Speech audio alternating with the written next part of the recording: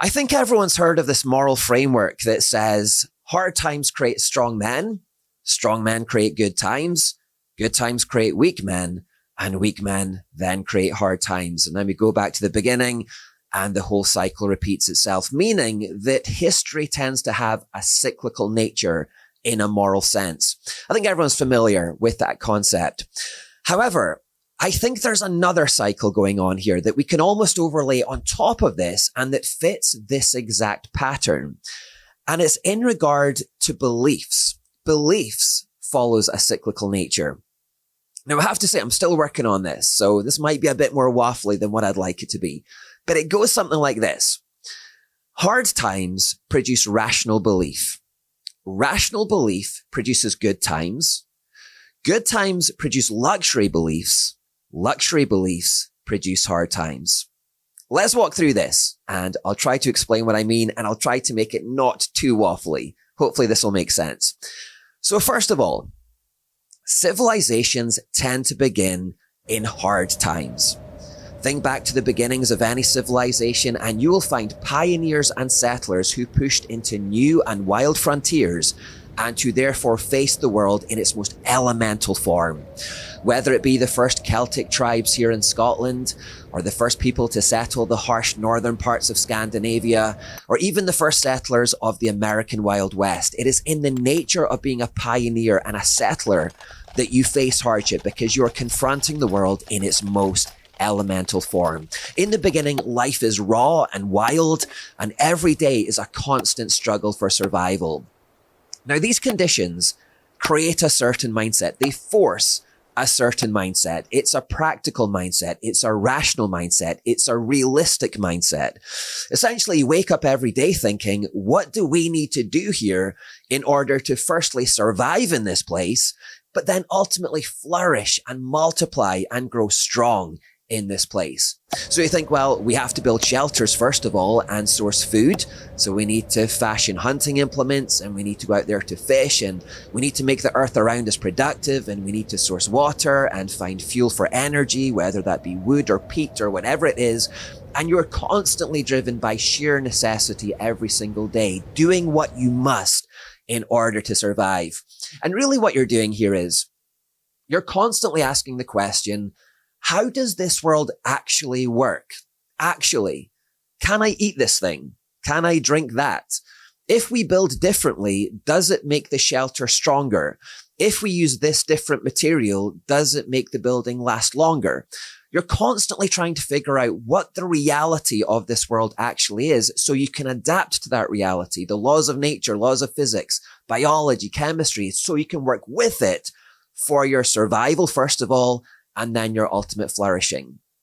Now, one reality that you have to adapt for survival and flourishing is natural gender roles in this early time. Only women are capable of having babies and only women are able to produce the milk necessary to keep those babies alive in their earliest moments. So if you want to survive and multiply and flourish as a society, you have to create provision for that and safety for that to happen. And you need women to step up and fulfill the role that only they can do. Likewise, men, only men, have the physical strength to create that safety for the women and the children. Only they have the strength to fight off male invaders and protect the perimeter of your society so that the women and children can have that place of safety to grow and to flourish. So you need men to step up and play their part too. If women don't do their part, or if men don't do their part, your society dies. So natural gender roles are an absolute necessity in this early period. And if you try and mess around with those gender roles and say, men, you stay at home in camp and have the babies, and women, you go out and fight the wars, that's your civilization over. It's done because men can't have babies and women would lose those wars. So reality is forcing rational belief. And if you take a misstep or if you try and go against reality in some way, the effects are immediately felt and they're devastating. You die. Your civilization is conquered. There's no room for messing around. You need men to be men and you need women to be women for survival.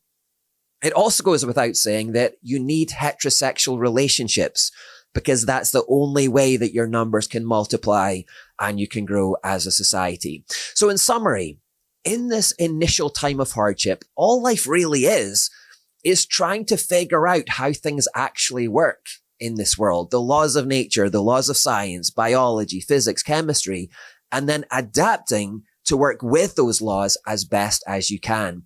And the societies that understand the laws of nature the best and that adapt to them the best will then flourish the most and grow the strongest. When you uncover a new reality, a new law of science or nature, and you work with it, it's like the wind catching the sails of a ship. You just take off to new heights. Think of Britain during the Industrial Revolution as a great example of this. Now, our ancestors in the Western world in general have done this better than anyone. Our ancestors figured out how this world works better than anyone, and were able to understand and harness the laws of nature and science and work with them in the most extraordinary ways. And thus the wind caught the sails of our ship, and our civilization over hundreds and hundreds of years has absolutely flourished. Our ancestors created a good society by pursuing what was rational and real and good and true and righteous. All the most important science and technology discoveries have come from the West. The Industrial Revolution, the printing press, the car, the plane, the train, the computer, the internet, the light bulb, the flushing toilet. They had the right ideas about mathematics and economics as well, and about how to create a good capitalist society. Most importantly, they had the right ideas about God and morality. And therefore, by pursuing what was rational and good and true and righteous, they created the most powerful, comfortable, prosperous civilization that the world has ever known. They created these good times, which is great. However, as we move across to this next node, there is a downside to all of this prosperity and comfort and ease and security that we've been enjoying. And the downside is that we are now insulated and closeted from real life to some extent. Life is no longer as raw and primary and elemental as it once was. Every day is no longer this battle for survival as it once was. So in many ways, we are detached from the immediate consequences of our beliefs now. In the beginning, if you held to false beliefs, you would feel the impact of those false beliefs immediately, and it would be devastating. You would die or be conquered. Now we can hold on to luxury beliefs and mess around with false ideas, but be insulated from the outcomes of those false ideas. So for example, whereas our ancestors held to traditional gender roles because they needed to just to survive, as we saw earlier, we've now reached a place where we feel so insulated from real life that we can mess around with gender roles. It's not a life and death situation anymore. So we indulge in feminism and say that men and women are interchangeable and they're both exactly the same. And we indulge the idea of women being frontline soldiers now. And we even say maybe we don't need masculinity at all anymore. Let's try that. Let's try getting rid of men and saying that we don't need masculinity in our society anymore. And whereas heterosexuality was what caused our societies to grow with children and to multiply and flourish, maybe we mess around with sexuality now and say that homosexuality is fine, even though it's non-productive. And maybe we mess around with trans ideology as well and say that men can be women and vice versa. If our ancestors indulged in any of that nonsense, they would be dead. It just wasn't an option for them to have such anti-reality luxury beliefs. They would be dead. They would be conquered. But now we feel free to mess around with luxury beliefs. And this extends into many things. Whereas our ancestors needed to find fuel and to generate energy just to survive, for cooking and for warmth, etc. Now we think we can mess around with the energy supply and try things like net zero and deindustrialization. And even though our civilization grew prosperous through capitalism and having the right idea about economics, now we feel we can mess around with communism and maybe see where that goes. And even though faith in Jesus Christ was where the moral foundation of our society came from, and that's why we flourished, and that's why we grew strong and good and created a high trust society, now we can pretend maybe there isn't a God and mess around with subjective moralities and see where that goes, and so on and so on. In other words, our ancestors had to pursue the truth for survival, what was good and real and righteous. But now we feel at liberty to indulge in luxury beliefs. Luxury beliefs are ideas that are fashionable to have, especially amongst the elites and the academics, but that actually confer huge damage on society because they are irrational. They are not true. They are anti-reality. Now, the thing is, if just a few people on the margins of society held on to these luxury beliefs, a few crazy liberals and some naive students, we could absorb this to some extent. I mean, as long as the vast majority have their heads screwed on and they're the ones who stay in charge and make the decisions, we can absorb some of this nonsense. But when these luxury ideas become commonplace and huge numbers start adopting these irrational, anti-reality ideas, it can collapse the civilization. Just as working with reality causes civilization to flourish, working against reality causes civilization to flounder. Working with reality is like the wind hitting the sails of your ship, but working against reality causes your ship to flounder and begin to sink. And that is largely what has been happening in the West for some time. Too many people from the radical left have been born into such comfort and ease and prosperity that within this sheltered position, they feel at liberty to start messing around with luxury ideas that are anti-reality and are destructive. And unlike our ancestors, as I said, who immediately felt the consequences of their bad decisions, now they're largely insulated from experiencing the immediate consequences of those terrible ideas. So they never realize just how wrong they are and how damaging those ideas are, and they remain naive to a large extent. Now, as I was mulling this over, I came across this clip from Jacob Rees-Mogg, who is a British Conservative politician. And as I watched his answer to this question, I thought, yes, Jacob, that is exactly what I'm trying to get at here. Richard Ashton, 9490. Why is it that the more highly educated person, the more likely they are to hold left-wing views? I think it's because they are detached from the reality of the world. You take businessmen. They are dealing with customers, with employees, with shareholders. They have to deal with the reality of what happens. And therefore, most people in business are right-wing. They are conservative.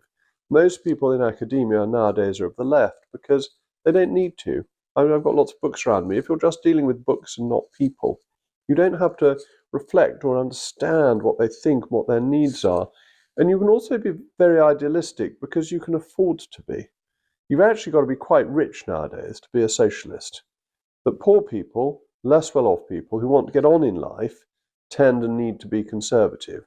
Only those who are rich enough to not care about the tax they pay, not care about the way the law is applied to them or the bureaucracy they have to deal with because they employ other people to do it for them, they're the only ones who can afford to be socialists. I think that's why it is. It's the ivory tower syndrome. The more people live insulated from real life consequences, whether by their wealth or by living in the world of academia, the more they indulge in luxury beliefs, meaning they can spout off about homosexuality and gay marriage and transgenderism and feminism and communism and atheism and Islam, whatever the current fashionable idea of the day is, but they are insulated from the real world damaging consequences of having those beliefs. So there's this huge naivety that develops in the radical left amongst the elites, amongst the rich, the academics, the metropolitan elites, as they're often called. They're spouting off about communism to their friends while themselves living with the inherited benefits of capitalism given to them by their ancestors. They don't have to live with the horrors of a communist society. They're spouting off about atheism or more recently Palestine and Islam while themselves living within the inherited benefits of a Christian morality given to them by their ancestors. They don't have to experience the consequences of living in a truly atheistic or Islamic society. They're spouting off about gay marriage while themselves being the product of a father and a mother. They don't have to experience the negative consequences of growing up without a father or a mother because they've been bought on the internet by a gay couple. They're spouting off about patriarchy being bad while themselves benefiting from all the men who built civilization over hundreds of years and who keep the infrastructure going every day, and all the men who protect the borders every day to keep them safe. They don't have to live with the consequences of their bad ideas. And because of society-wide comfort and society-wide insulation from real life, this naivety is allowed to grow and exist on quite a large scale today. Many people are now sheltered by our civilization from the outcome of bad ideas, and thus they are completely naive. And this is something that we have to put right very, very quickly. We can't allow wealthy elites and academics and naive liberals to foist their horrible anti-reality luxury ideas on us and collapse our civilization, which is what would eventually happen. You know, there are occasions when the radical left does encounter reality, and it's always a bit bemusing to watch. Sometimes it's funny and sometimes it's a bit sad, but it's always bemusing. Do you remember that radical leftist who went to Gaza to show his support for Hamas? Here he is shouting, "Free, free Palestine." But then when he actually got to Palestine, they instantly killed him. They tortured him and killed him. We all looked on at that and said, well, what did you think was going to happen? Or do you remember when a left-leaning theatre in France opened itself up to welcome illegal immigrants, and the immigrants took over the entire building for months and wouldn't leave? And I think they bankrupted the owners in the end, and the owners had to abandon it, I think. What did you think was going to happen there? Have you seen the story of the women-only island in Finland where men are not allowed? Men are banned from this island. It was called Super She Island, and it was meant to be a kind of female utopia. But then they had to get men in to actually build it for them, to build the cabins and the infrastructure. And they needed men to come in periodically to fix the plumbing and electricity and so forth. What did you think was going to happen? Did you see the story of this anti-capitalist coffee shop in Toronto called the Anarchist Cafe, who told customers they could pay what they wanted or even if they wanted? They could just take their coffee and their muffins for free if they wanted. And it went bankrupt within the year. What did you think was going to happen? Did you read the stories of body positivity influencers who tried to convince the world that being fat was healthy and attractive, and they all died young because of obesity? What did you think was going to happen? I'm not aware of any Queers for Palestine actually going to Palestine yet, but we all know what would happen if any of them were silly enough to do that. And we would all say exactly the same thing. What did you think was going to happen? How could you be so naive? There is a reality to this world. There is a way that things actually are. There is a way that things actually work. There are laws of nature. And if you work against that reality, bad things will happen. Now, we have indulged luxury beliefs for far too long in the West already, and it's been harming us. We thought we could play around with silly ideas and anti-reality ideas like feminism and homosexuality, gay marriage, communism, and so forth, and we thought that nothing bad would happen. But it has. It has damaged us. And the quicker we start pursuing what is rational and real and good and true and righteous again, the quicker we will get back on that upward curve. I think we're already beginning to feel the hard times of these luxury beliefs, and it's already causing many to reset. I mean, reports of Christianity growing are on the rise, thankfully. Many people feel increasingly confident about speaking the truth to feminism again, and homosexuality and transgenderism and opposing Islam. And that's all very good. We want more of that. The quicker we all do that, the quicker we all come back to this point again, the quicker we will get back on that upward curve. So let's do it. Let's get back to reality, rationale, what's good, what's true, what's real, what is righteous. And let's get back on that upward curve again as a civilization.